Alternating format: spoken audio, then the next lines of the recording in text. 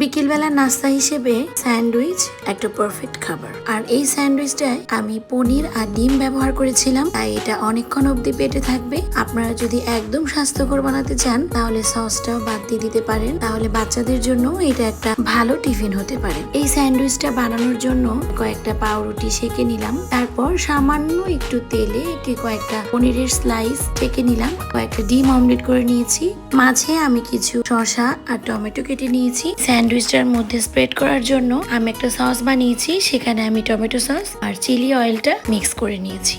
এবার শুধু সবকিছু সুন্দর করে অ্যাসেম্বল করে দেওয়ার পালা। ব্রেডটা নিয়ে তাতে সসগুলো স্প্রেড করে দিয়ে তার উপর টমেটো এবং শসাটা দিয়ে দিলাম, তার উপরে দিয়ে দিলাম পনির স্লাইস আর তার উপর এগ অমলেট। এই স্যান্ডউইচটা খেতে ভীষণ মজা হয়েছিল আর বানাতেও খুব একটা বেশি সময় লাগে না। আপনারা চাইলে এরকম করে স্যান্ডউইচ বানিয়ে খেতে পারেন। ধন্যবাদ সবাইকে।